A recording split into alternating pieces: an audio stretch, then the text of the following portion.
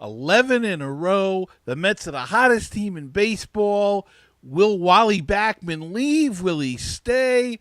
All of that plus voicemails and a minor league report and an injury report next on Mets Musings.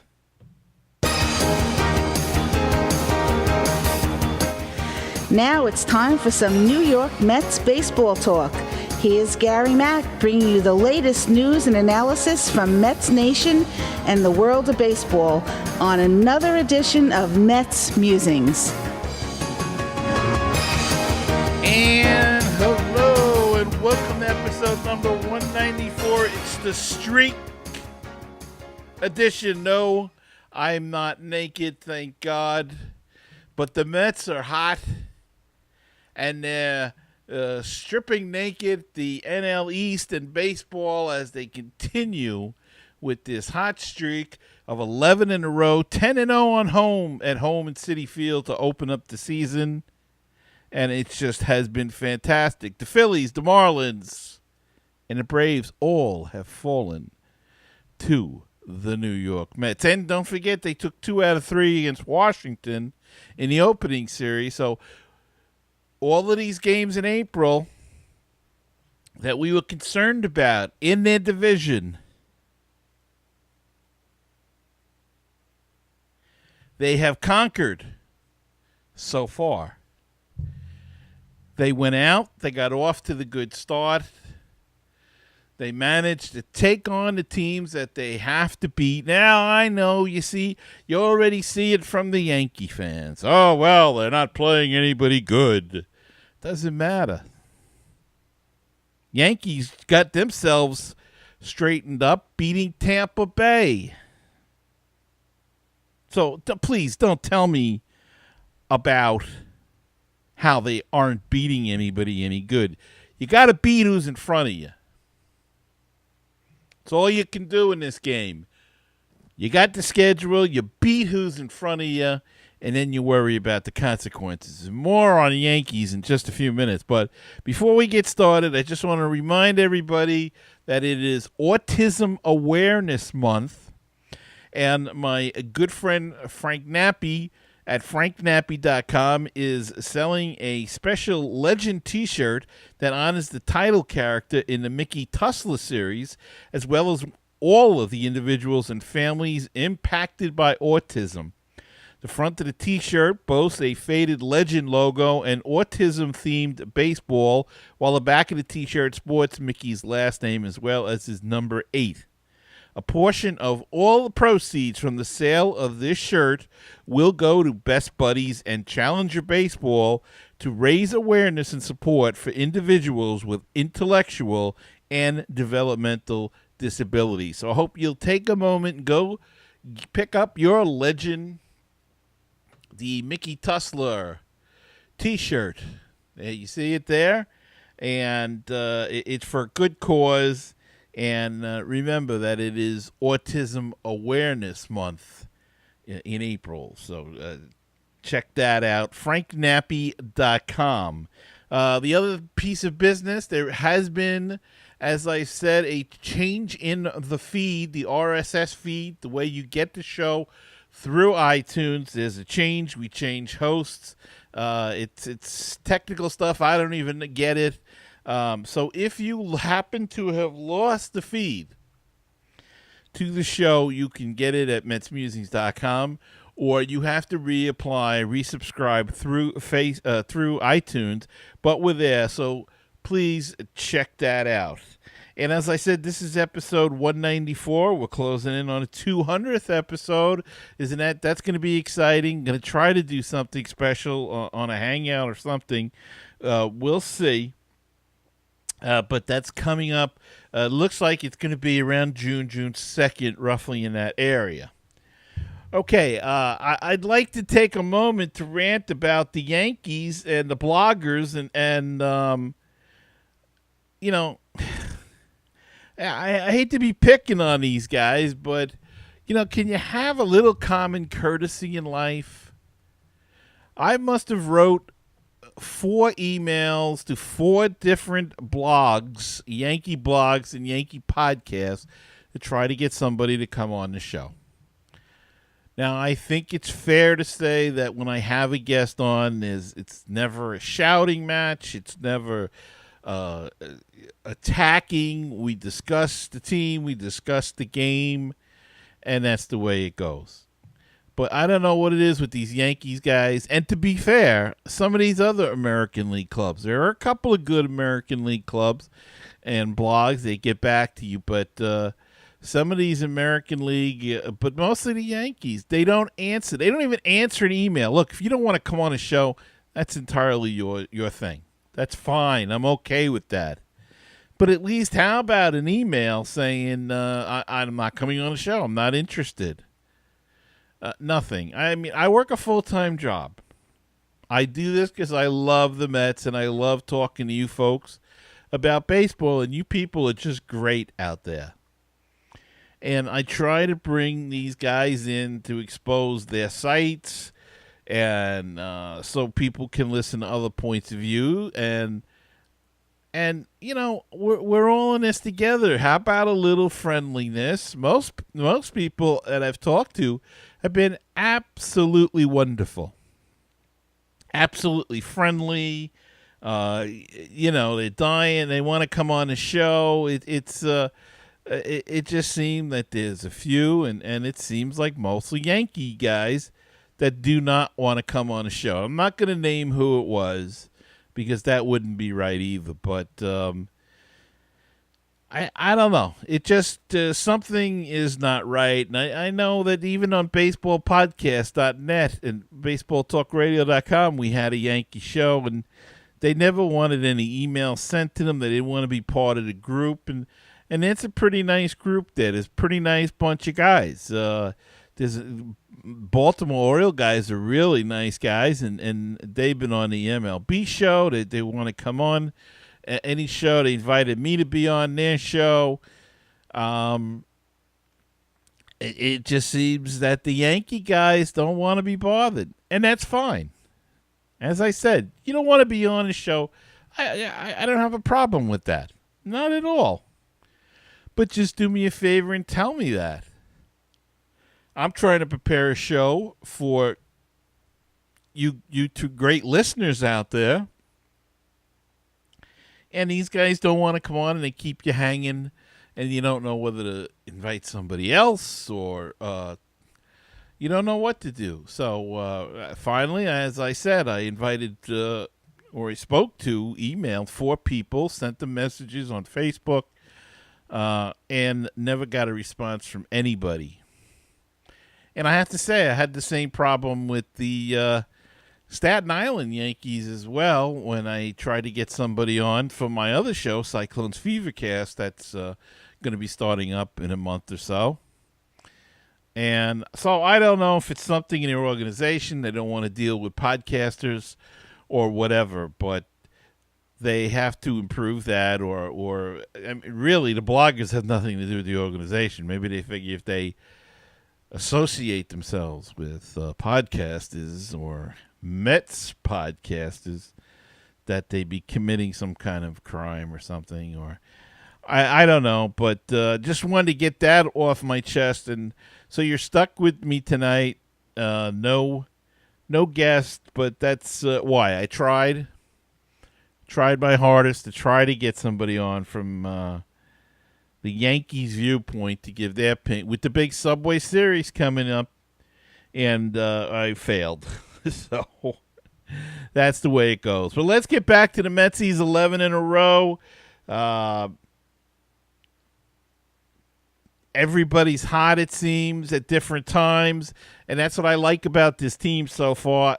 Look, I know it's early, but what they're doing is they're getting the timely hits. They're getting timely walks, putting the ball in play, as we've been preaching, and everybody's a hero. Different people, different day. And that's how you win championships. They lost David Wright. Eric Campbell's been up here. He's played terrific. Darno gets hurt. Plawecki came up, had 2 good games, got his first major league hit. Even Dylan G came around, pitched a strong game. His back is getting pushed against the wall a little bit. He responded, and they lose key guys, and the guys they don't miss a beat. They keep going on 11 in a row. Is this going to continue forever? No. They're going to lose a game. They're going to lose a couple of games in a row, and I think with this pitching staff, I can't foresee them going into any long slumps because I think with this pitching staff, they can pull out of a slump mighty quick because they're so good. And the beauty of this is now they're going to go play the Yankees, and they've got DeGrom, Harvey, and Neese going in that series. So if you can have three guys that you want to go in, those would be the three, other than having Cologne, DeGrom, and Harvey. So Mets are in decent shape early in the season, first month of the year, and they are at 13-3, the best record, I should say, in baseball in the month of April. And oh boy, just strap it on, baby, and take the ride, because it's you know you don't know when the ride's going to end. At least this winning streak, and it looks like it could be a nice ride all summer.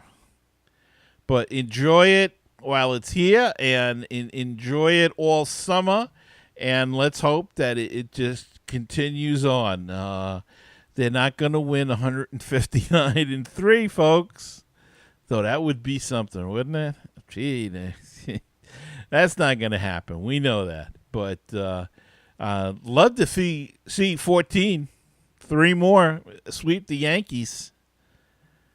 We'll see if that happens this weekend.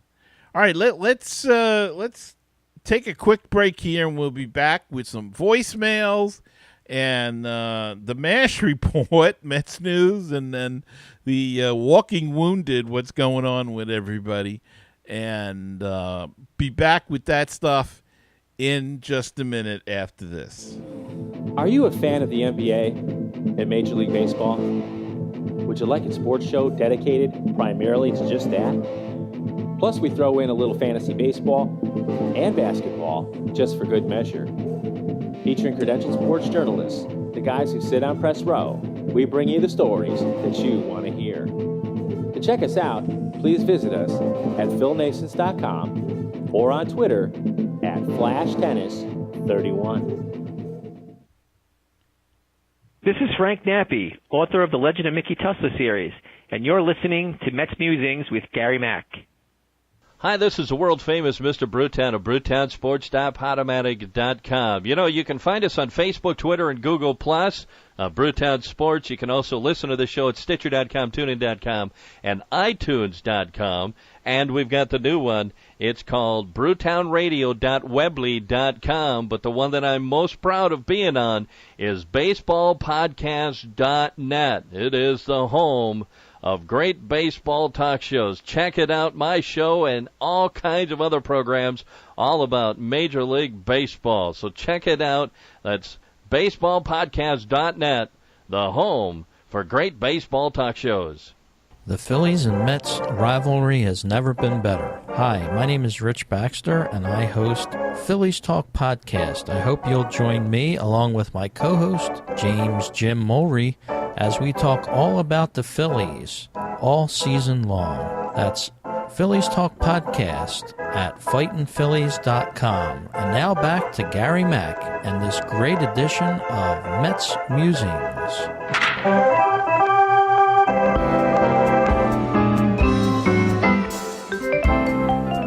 516-619-6341. That is the voicemail comment hotline.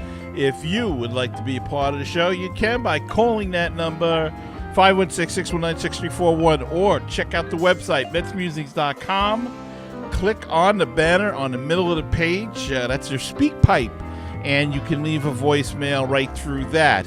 Don't forget, the Facebook page is Facebook.com/groups/MetsMusings. The Twitter handle is at MetsMusings1. Let's see, Zazzle.com/MetsMusings. Okay, let's get right into the voicemails now. We have one from our good friend Daniel Weiss, who's got a couple of questions. And Daniel, take it away. Hello, Gary Mack. It's Daniel Weiss, editor-in-chief of Brooklyn Baseball Banter. As many of us know, the New York Mets decided to replace their center field scoreboard with one that was wider. Now, unless there is a agreement they had with Daktronics that says that that Daktronics has to replace the board as part of a contract, I absolutely think it was a complete waste of money. The board, while wider, doesn't do anything different that the old one did, to my knowledge, and I feel that the Wilpons wasted their money on it. And it's really beyond me that they have to replace a perfectly good 5-year-old scoreboard with one that's wider. So that's my comment for the episode. Here is another comment I have. One of them is that when you go to a baseball game, a Red Sox or Cardinals game, and you sing the time-honored tradition of taking out the ball game, it's root for the Red Sox. It's root for the Cardinals. Instead of home team, it's good if you have a 2-syllable word. So I think the Met fans, instead of trying to go, it's root for the Mets, let's just go, it's root for the Mets. The honorable Casey Stengel, and to actually make it sound better. So, what are your thoughts on it? Well, first off, Daniel, thank you for checking into the show. And Daniel, as he said, is the editor of Brooklyn Baseball Banter, and he handles a lot of stuff with the Cyclones, the Brooklyn Cyclones, and does an excellent job of reporting on them and giving summaries every game. So go to brooklynbaseballbanter.com. It's a great website. And he also contributes to Max Mets as well as to the Fevercast when we do that during the New York Penn League season. My thoughts on the scoreboard are, I don't know. I would imagine that they have some kind of deal. I don't think the Wilpons are paying for that new scoreboard or for a scoreboard. I'm sure it's some sort of deal that they have with the scoreboard company showing off their technology, and so that's the best I can tell you on that. As far as the singing, and I think I've been doing that for years and thought I was the only one that thought up for that. But Daniel, I'm great that you sing "Let's Go Metsies" or "Take Me Out to the Ball Game" and root for the Metsies. And I think that's something I think that everybody should pick up from Daniel. Next time you go to Citi Field in 7th inning stretch and you're singing "Take Me Out to the Ball Game," let's say root for the Metsies. If they don't win, it's a shame. Though they've been doing a lot of winning lately. So thanks again, Daniel, for that voicemail. And we've got another voicemail from our good buddy Sean in the United Kingdom. And I think Sean is pretty happy with the way the Mets season has been starting off. Hi, Gary. Wow. Isn't it great? Isn't it fantastic? It's, wow, what can you say? You know, Gary, this is what the Mets are doing great at the moment. They're playing small ball. They're just getting runners on the bags. They're just advancing runners rounds, just getting key hits. And even my man, Ruben, he's been playing. He made some key plays this week. They're just brimming with confidence, aren't they? They must be turning up Citi Field at the moment, full of smiles, and they have to feel so confident going to the Bronx this weekend. I expect a series win, or that's what I think you and I and the rest of the Mets fans, that's what we're all hoping for. But it's just fantastic, and enjoying the moment. Anyway, Gary, as always, love your show, and I'll speak to you soon now. Take care then. Bye. And thanks, Sean, so much for that. Sean's an avid listener, and he'll be coming over to his States. He makes a yearly pilgrimage over here to ballpark, so I don't think he's getting to Citi Field this year, but he'll be over. And Sean, thank you again for listening and for participating in Mets Musings by sending a voicemail all the way from England. So thanks again. And I also want to thank, don't know if I can use his name, so you'll just call him Jack. Jack sends emails every now and then, and he sent a nice email. He loves the show and wanted to congratulate me for a story that we did on after opening day with the Grady Sizemore getting tossed with the beer and people going to different people's ballpark and treating them unkindly. And, I just think about it, folks. When you go to somebody else's ballpark, don't you want to go and wear your Mets gear and stuff and not be hassled or harassed? And so you have to take the same attitude when they come to our ballpark. And you can kid them good-naturedly, but don't let it get out of hand. And that idiot that threw the beer that time through the fence on opening day really deserved whatever he got, either in the tunnel or or whatever. But I hope they ban him from life from Citi Field, because we don't need fans like that. Let him go root for the Yankees or somebody else, but we don't need fans like that at Citi Field. So I hope he's gone, and we'll see what happens. The other thing now that went on this week, too, that there was a story that Wally Backman may be getting the manager of the Marlins job if they fire Mike Redmond. According to Ken Rosenthal, the baseball writer, that's not going to happen. So don't worry about that. But if it did, it did. I don't want to see Wally go to a competitor, but I really feel that he is never going to get the job here because he's just not a Sandy Alderson type of guy. He does a great job at AAA.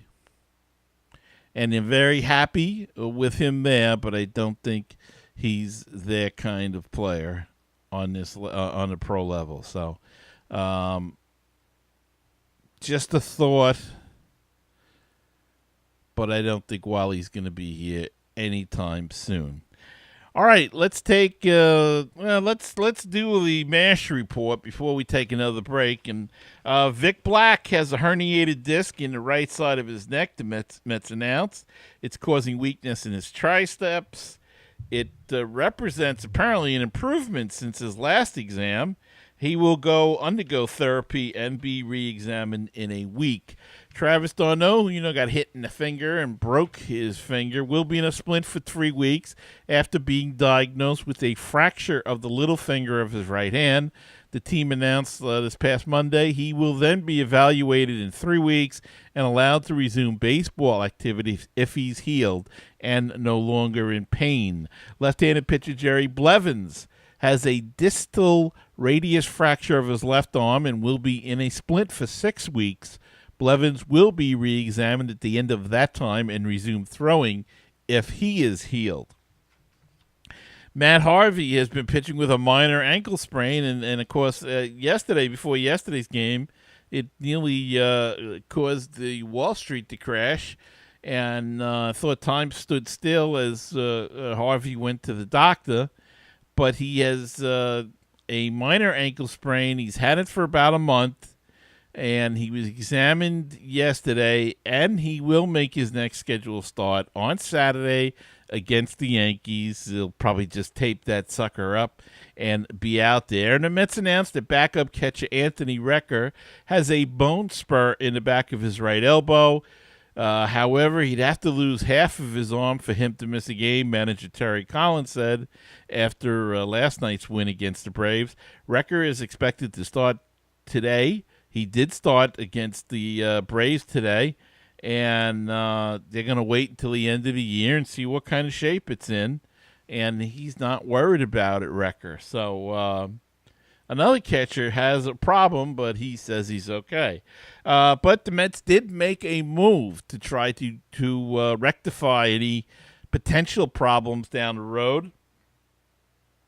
with the promotion of Kevin Plawecki and with Darno's injury and Wrecker with the bone spur, the Mets needed to bolster their depth at catching, and they acquired Dan Rolfing from the Twins in exchange for cash considerations. Rolfing will immediately report to AAA Las Vegas to take Plawecki's spot on the roster. 26-year-old Rolfing was drafted out of high school by the Twins in the 14th round of the 2007 draft. Since then, he has climbed the minor league organization and the Twins organization while putting up unspectacular numbers at the plate. For his minor league career, Rolfing is a .243 hitter. Most recently, he spent 2014 as a AAA level where he appeared in 76 games, hit .205. He has not appeared in a game thus far in 2015 due to a sprained ankle. So, Mets got some guy to bolster their catching at the minor league level. So, we'll see how that works. That's just to keep somebody there. Johnny Manel is probably the only one at AAA right now. Don't know. Juan Santino may be there. They have some other guys in lower ball, Colton Plyer, and some other guys that skip me right now. Names escape me right now, but they signed this, got this guy for cash from the Twins, and you know he'll be there. So, all right, let's take another break and be back after this. Looking for great Cardinals talk? Then check out Conversations with C70. My name's Daniel Shoftaw, and I talk with some of the great bloggers on the internet today about their teams, but it always goes back to the Cardinals. Find the latest episode on my website, www.cardinal70.com, or at baseballpodcast.net. You can now hear our show while on the go with Stitcher Smart Radio. On-demand news, talk, and more on your mobile phone. The latest episode is always available for you. No syncing needed and no memory or storage wasted. Available for your iPhone, Android phone, WebOS phone, or your BlackBerry. Downloading is easy. Go to Stitcher.com or check out your app store. Stitcher Smart Radio, the smarter way to listen to radio.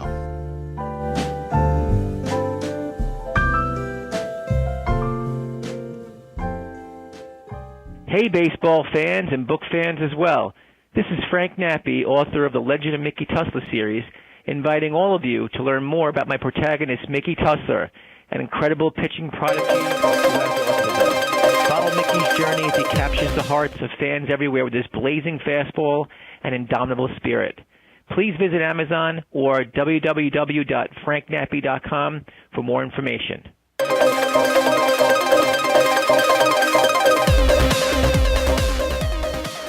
516-619-6341. That's the voicemail. Comment hotline if you'd like to be a part of the show, like Daniel and Sean were earlier. Or you can send us an email like Jack did at MetsMusings at gmail.com. Oh, boy. I guess it's the 11 wins in a row of getting to me now. Facebook page, facebook.com/group/MetsMusings. Twitter is at MetsMusings1. Zazzle.com. Pick up some MetsMusings items. Zazzle.com/MetsMusings. Patreon. We forgot all about Patreon. Patreon. Patreon.com. Become a sponsor, a patron, if you will, of the show. We sure could use it. So go there, donate some money. Patreon.com/MetsMusings. Go to MetsMusings.com. There's a widget on the right-hand side. It'll connect you right to the page. Click on that and give some support to the show if you're so inclined. All right, the minor league report. Mets AAA, Vegas lost last night 6-3. Zach Thornton allowed 3 fourth-inning runs in relief as the Aces of Reno took a 4-2 lead en route to the victory. Starter Tyler Pill allowed 1 run on 2 hits and 2 walks in 3 innings and departed after a lengthy rain delay. A lot of rain going around the minor league system lately. Johnny Manel homered and had 2 RBIs in the loss. Dilson Herrera went 0 for 4 as his 7-game streak multi-hit games ended, and the 51s have a record of 6-8. The Mets Double-A team, Erie, at Binghamton was postponed with rain. The game will be made up as a doubleheader on August 25th. Currently, the Binghamton Mets are 8-5 and in a tie with Trenton for first place. Mets High A, St. Lucie, they lost to Jupiter 8-2. Jupiter tagged Mets starter Kevin McGowan for 3 runs and 4 hits in the first and never trailed. Brian Anderson broke the game open in the third with a 2-run double that put the Hammerheads in front 7-1. McGowan surrendered 8 earned runs on 11 hits in 4 innings. Jupiter starter Scott Lyman surrendered a triple to Jeff McNeil and an RBI single to Mike Conforto in the first inning, but did not allow another hit. He tossed 5 1/3 innings. Conforto was named the Florida State League Player of the Week. Let's see. Colton Playa, he didn't do anything. And in the 8th, the Mets scored twice. Had 2 in scoring position with no outs, but failed to score. And St. Lucie went down 8-2 to the Jupiter Hammerheads, Miami Marlins farm team. And the St. Lucie Mets are currently at 7-7. And the low A team, Savannah, they won. They beat Rome 9-5. Luis Guillerme set the tone from the leadoff spot, going 3 for 4 with a sacrifice bunt, double and 2 RBIs. The Nats jumped on top early with 4 runs in the second inning. Guillerme's double played in the final 2 runs of the frame. The Braves evened the score at 4 with 4 runs in the fourth against starter Corey Oswalt. The Nats answered with 4 runs in the bottom half. Tyler Moore began the uprising with his first hit of the season, a double down the left field line. He came around and scored on Jordan Morris' single. After the Nats loaded the bases, J.C. Rodriguez cleared them with a booming stand-up triple. Oswald went 5 2/3 innings, allowing 5 runs on 10 hits. Relievers Alberto Baldonado and Cameron Griffin combined for 3 1/3 no-hit innings. And the Savannah Sand Gnats are now at 5-7 on the young season. So this year the Miners aren't quite doing as well as the Mets are, but that's the way it goes sometimes. They'll straighten it out. They'll figure it out. They got to get used to one another. And don't forget, those teams practically change everything every year. So takes a time to gel, and takes a good manager to get them in gel. All right, that is going to wrap it up for this week. Let's go to the schedule. We got 3 with the Yankees, and then 3 with the Marlins in Miami, and the Mets come home next Thursday night to have a 4-game set with the Washington Nationals, and that should be interesting as they come to Citi Field for the first time this year after hosting the Mets for 3 on opening day, whatever you want to call it. All right, so as I said, enjoy it while it lasts.